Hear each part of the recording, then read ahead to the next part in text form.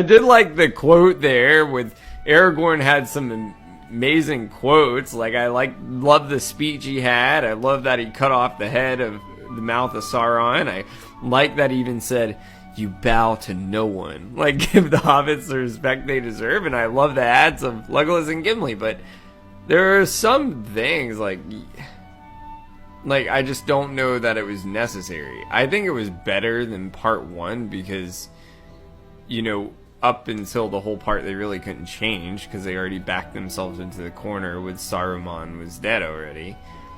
It wasn't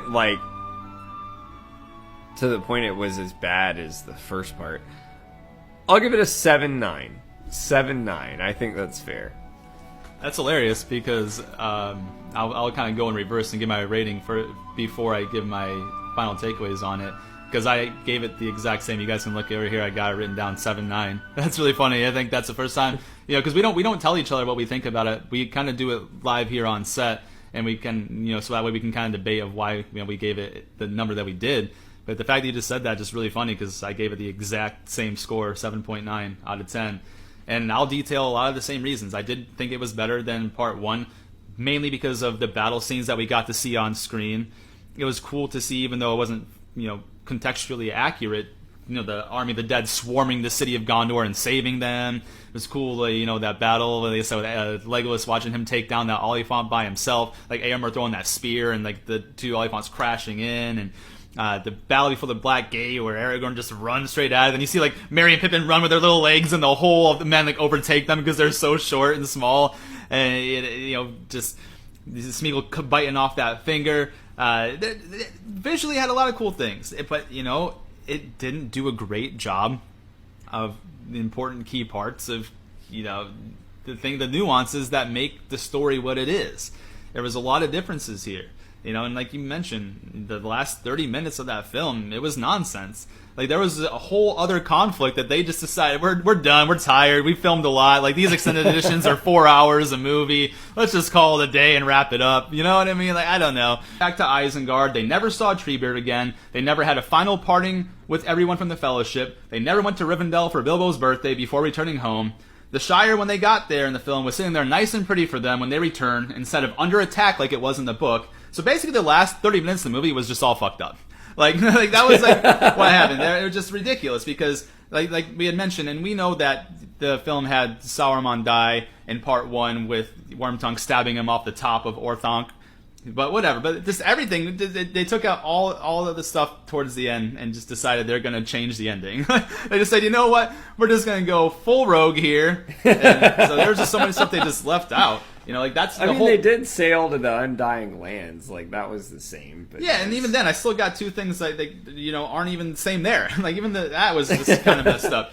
But the whole point and why it's important is because this is where Merry and Pippin really come into their own in the books. This is what they were trained to do. It's almost like going in the hyperbolic time chamber in Dragon Ball Z and come out at your fullest potential, ready to roll. Merry and Pippin are now the greatest knights of the Shire, and they take control of everything and take it back over. And it shows them their time with both Gondor and with Rohan, how they are now the most prominent hobbits in the Shire when it comes to defending them and standing up for these little hobbits who just by nature don't really they just kind of get rolled over because they don't care about too much. They like to eat, they like to drink, and they like to sleep, and like to farm. They like to eat, they make their food and all that. like so to farm. They're not warriors, not battles, but battlers. But in this book, it shows them like Merry and Pippin come back and rise the whole Shire against the intruders, and they all kick them out. That was their shining moment, and the movie said, nah, fuck it.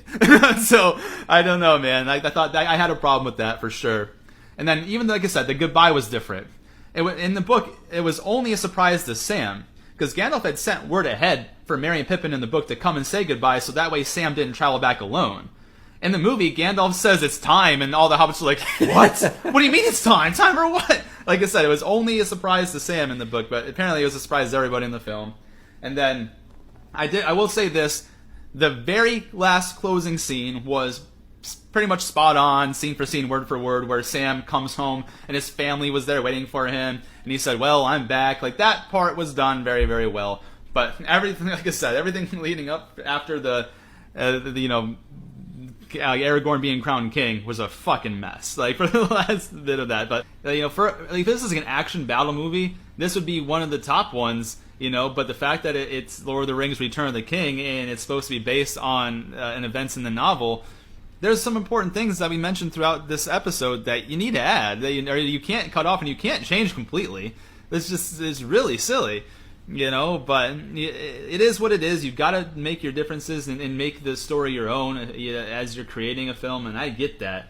It's just I don't love the ones that change the plot of what the novel is supposed to be that really bother me the most. And I am really nitpicky. Obviously, between the two of us, I'm the one that kind of gets really into the details of almost not every single difference, but like I definitely detail a lot more, and I'll go ahead and read it back from the book there, just because I just want everyone to see that it is a good movie in its own right.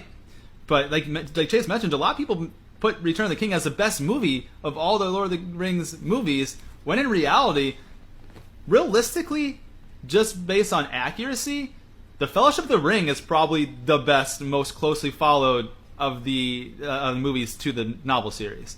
So I don't know. It was cool. There was a lot of action, and it kind of brought a resolution and everything. So I can see why people really loved it. But when you match it up, scene by scene with the novel, you'll see like how different it really is. And so that's kind of why I kind of gave it its mark there. It hits just below an 80 for me. 8.0 out of 10. It's just below an 80. What they say in college. C's get degrees, so it still does its thing, man. But this was, I expected a little bit more. But I will say this, even, quote-unquote, the worst Lord of the Rings movie that matches up the least with the novel, which you could argue in terms of, it could have been, part 1 of Return of the King or part 2, because they both have a lot of differences in it, but we like part 2 better because a lot of the visuals and the battle scenes.